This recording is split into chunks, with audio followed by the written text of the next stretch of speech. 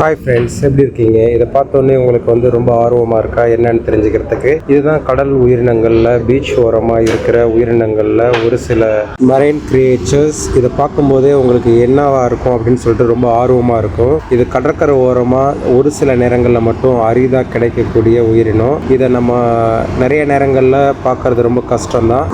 புயல் காரணமாக, கடலோட சீற்றம் காரணமாக ஆழ்கடல்ல இருந்து கடற்கரை ஓரம் வர்றதாக ஒரு சில முன்னோர்கள் சொல்கிறாங்க. இதை நம்ம பார்க்கும்போதே ரொம்ப அழகாகவும் ரொம்ப பார்க்குறதுக்கே கொஞ்சம் வியப்பாகவும் இருக்குது. இந்த பூச்சிலாம் கடற்கரை ஓரமாகவே இருக்கும். இது நம்ம தூண்டிலில் இற கிடைக்காத பட்சத்தில் இதை பயன்படுத்துவாங்க. இதில் நம்ம நிறையா மீனும் கிடைக்கும். இப்போ நீங்கள் பார்க்குறது தான் மட்டி. இது உண்மையிலேயே ரொம்ப டேஸ்ட்டாக இருக்கும். ஆனால் அது க்ளீன் பண்ணுறதுக்கு கொஞ்சம் கஷ்டமாக தான் இருக்கும். ஆனால் வெளிநாட்டுக்கெல்லாம் இதோட மதிப்பே ரொம்ப கூடுதலாக இருக்கும்.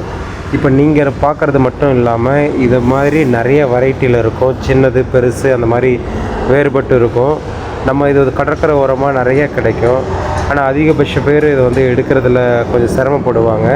ஒரு சில பேர் இதை எடுத்துகிட்டு போயிட்டு க்ளீன் பண்ணி இந்த ஸ்பைசி வச்சு சாப்பிடும்போது ரொம்பவே விரும்பி சாப்பிடுவாங்க. இதை நீங்களும் கடற்கரை ஓரமாக போனீங்கன்னா, குறிப்பாக தமிழ்நாடு இந்த மாதிரி கடற்கரை ஓரத்தில் போனீங்கன்னா இதெல்லாம் அதிகமாக கிடைக்கும். இதை நீங்கள் ட்ரை பண்ணி பாருங்கள். இதில் காமிச்சிருக்க எல்லாமே நீங்கள் பார்க்குறதுக்கு புதுமையாகவும் கொஞ்சம் வித்தியாசமாகவும் இருக்கும். கண்டிப்பாக உங்களுக்கு வீடியோ பிடிச்சிருக்கும். நீங்கள் கடற்கரை ஓரமாக போயிருந்தீங்கன்னா என்னெல்லாம் பார்த்துருக்கீங்க, இதில் ஏதாவது புதுமையாக நான் காமிச்சிருக்கேன்னா என்னன்னு சொல்லிட்டு கண்டிப்பாக அந்த வீடியோவில் சொல்லுங்கள். நீங்கள் பார்க்குறது எரிப்பூச்சி. இந்த எரிப்பூச்சியுமே ஒரு சில இடங்களில் ஃப்ரை பண்ணி வச்சுருக்காங்க. அது சாப்பிட்றாங்க. ஆனால் நம்ம சதையாக சாப்பிட முடியாது, கடித்து மென்று சாப்பிடலாம். இப்போ கொஞ்சம் நேரத்துக்கு முன்னாடி நீங்கள் பார்க்குற அந்த சதை தான் மட்டியில் உள்ள சதை. அது ரொம்ப குறைவாக தான் இருக்கும். இதோட நேம் சூரிக்கான்னு சொல்லுவாங்க. ஆனால் இயல்பாக இதில் இருக்கிற அந்த கிரியேச்சர் இது இப்போது இறந்துடுச்சுன்னு நினைக்கிறேன். இதில் வேறு ஒரு பூச்சி இப்போ தற்காலிகத்துக்கு இருக்குது. இந்த மாதிரி இறந்து போனதில் பூச்சிகள் தான் அதிகமாக குடியிருக்கும். இதை நம்ம சாப்பிட முடியாது. இதோட பேர் சங்கு முள். இந்த முள் எவ்வளோ ஷார்ப்பாக இருக்குது. சில நேரங்களில் கடற்கரை ஓரமாக நடக்கும்போது ரொம்ப ஆபத்தாக நம்ம காலில் குத்துறதுக்கூட சான்சஸ் இருக்கும். இந்த மாதிரி விஷயங்கள்லாம் காலில் குத்துனுச்சுன்னா அதோட துரு இருந்து நம்மளை ரொம்ப பெரிய பாதிப்புக்கு உள்ளாக்கிடும். ஆனால் நீங்கள் கடற்கரை ஓரமாக செருப்பு இல்லாமல் நடக்காதீங்க.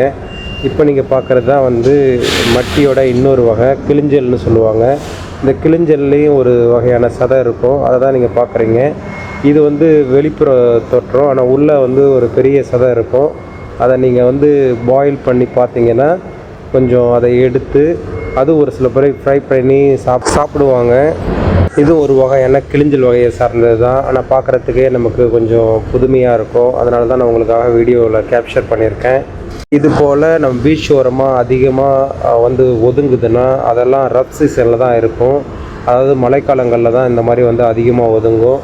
நார்மலாக வெயில் காலங்களில் இந்த மாதிரி நம்ம பார்க்குறது கொஞ்சம் அரிதாக தான் இருக்கும்.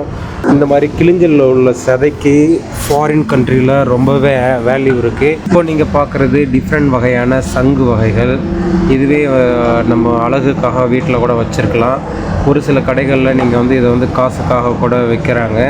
உங்களுக்கு பிடிச்சா அதை வாங்கி உங்களுக்கு ரொம்ப காலம் இதெல்லாம் கூடவே இருக்கும். நீங்கள் கண்டிப்பாக வாங்கியிருக்கலாம். பெரும்பாலும் இந்த கிளிஞ்சலில் உள்ள சதையை அதிக பேர் சாப்பிட்றதில்ல. ஏன்னா அதில் ஒரு ஸ்மெல் வர்றதால என் சில்ட்ரன், என்னோடய ஃப்ரெண்டு குழந்தைங்க, நாங்களும் அந்த கிளிஞ்சல்களை அதிகமாக சேகரித்து வீட்டுக்கு எடுத்துகிட்டு போய் அதை பாயில் பண்ணி அதில் உள்ள அந்த வேஸ்டேஜ்லாம் எடுத்துட்டு ஒரு சிலதெல்லாம் ட்ரை பண்ணி பார்த்தோம். ஆனால் எங்களுக்கு அந்தளவுக்கு பிடிக்கல. ஆக்சுவலாக எங்களுக்கு அந்த டிஷ்ஷு எப்படி செய்யணும்னு தெரியல. அதனால் அதை நாங்கள் விட்டுட்டோம். இங்கே கிடைக்கிற இந்த நண்டு வகைகள்லாம் கடற்கரை ஓரமாக அதிகமாகவே கிடைக்கும்.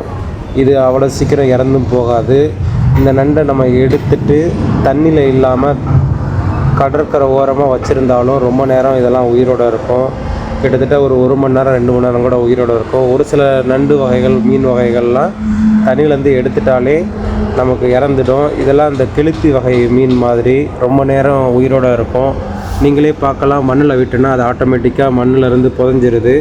ஒரு பாட்டிலில் நாங்கள் இந்த கிளிஞ்சல்லாம் சேகரிக்கும் போது இப்போ அந்த கிளிஞ்சல்லேருந்து ஒரு சில அந்த ஸ்பீசிஸில் சிலதெல்லாம் வெளில வருது.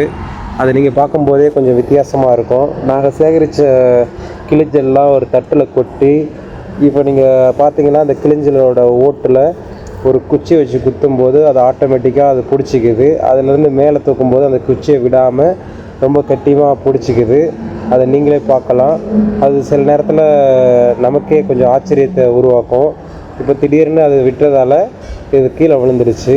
கடலில் கிடைக்கிற மீன், நண்டு, இறால், கணவாய் இந்த மாதிரி எல்லா இதையும் நம்மளும் சாப்பிட முடியும்.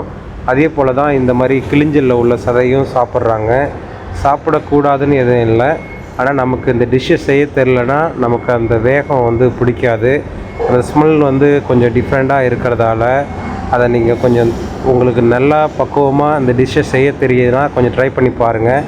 நாங்களும் இதை ட்ரை பண்ணி பார்த்தோம். ஆனால் நான் ஏற்கனவே சொன்னது மாதிரி இந்த ஸ்மெல் பிடிக்காதால கடைசியில் த்ரோ பண்ணிட்டோம். ஆனால் இது ஒரு சில பேருக்குலாம் இது கிடைச்சிதுன்னா கிடைக்காத டிஷ்ஷு கிடைச்சது மாதிரி ரொம்ப ஃபீல் பண்ணி ரொம்ப டேஸ்ட்டாக சமைச்சு சாப்பிடுவாங்க. இது ஒரு சில பேர் சொல்கிறாங்க இதில் ரொம்ப முக்கியமான சில நியூட்ரிஷன்லாம் இருக்குது. இது புதுசாக மேரேஜ் பண்ணுறவங்கெல்லாம் இதை சாப்பிட்டா கொஞ்சம் ஸ்ட்ரென்த்தாக இருப்பாங்க அப்படின்னு சொல்கிறாங்க. அது எந்தளவுக்கு உண்மைன்னு எனக்கு தெரியல. நீங்கள் உங்களுக்கும் சில விஷயங்கள் இதை பற்றின நல்லா தெரிஞ்சிருந்ததுன்னா கண்டிப்பாக கமெண்டில் சொல்லுங்கள். இன்னும் வீடியோவோட குவாலிட்டி, வீடியோவோட இந்த பேசுகிற ஸ்டைலு, இந்த போதுமான இன்ஃபர்மேஷன் இது எல்லாமே உங்களுக்கு குறைவாக இருந்துச்சுன்னா அதை எப்படிலாம் இம்ப்ரூவ் பண்ணணும், என்ன மாதிரியான ஸ்ட்ராட்டஜியை பயன்படுத்தணும் அப்படின்னு கண்டிப்பாக சொல்லுங்கள். இப்போ அந்த பாயில் பண்ணி எடுத்ததுக்கு பிறகு அது உள்ள அந்த பொருளோட இது எப்படி தான் இருக்கும். ஆனால் வெளிலேருந்து பார்க்கும்போது நிறையா சதை இருக்க மாதிரி இருக்கும். ஆனால் பாயில் பண்ணி பார்த்தோன்னா ரொம்ப குறைவாக தான் இருக்கும். இது க்ளீன் பண்ணி எடுத்தோம்னா சுத்தமாகவே எதுவுமே இல்லாதது மாதிரி அதிக வேஸ்டேஜ் இருக்கும். நமக்கு கிடைக்கக்கூடிய அந்த சாப்பிடக்கூடிய சில ஐட்டம் வந்து ரொம்பவே குறைவாக இருக்கும். இப்போ இதில் நீங்கள் அந்த கருப்பு கலரில் உள்ளது எல்லாமே வந்து நம்ம அவாய்ட் பண்ணிடணும். இதில் உள்ள சதையை மட்டும் எடுத்து தான் நம்ம சமைக்க ஆரம்பிக்கணும். இந்த சமைக்க ஆரம்பிக்கிற பொருளை கொஞ்சம் கொஞ்சமாக சேகரித்தோன்னா நிறையா மட்டியை எடுத்தால் தான் நம்ம சமைக்கிற அளவுக்கு அந்த ஐட்டம் கிடைக்கும். அதனால் நீங்களும் இந்த மாதிரி கடற்கரை ஓரமாக பார்த்தீங்கன்னா கண்டிப்பாக இதை எடுத்துகிட்டு போய் சமைங்க. ஆனால் இறந்ததுக்கு பிறகு இது சமைக்காதீங்க. என்னோடய சஜஷன் என்னென்னா இது உயிரோடு இருக்கும்போது சமைச்சாதான் டேஸ்ட் நல்லாயிருக்கும். இது ஏற்கனவே ஒதுங்கி இது இறந்து போச்சுன்னா அது வேகம்தான் வரும். அதை ட்ரை பண்ணி பார்க்க வேணாம். நீங்கள் இந்த வீடியோவில் உங்களுக்கு ரொம்ப பிடிச்சிருக்குன்னு நினைக்கிறேன். உங்களுக்கு போதுமான தகவலை நான் கொண்டு வந்திருக்கேன். கண்டிப்பாக சப்ஸ்கிரைப் பண்ணுங்கள். ஒரு லைக் பண்ணி இந்த வீடியோவை ஷேர் பண்ணி நிறைய பேரை சப்ஸ்கிரைப் பண்ண வைங்க.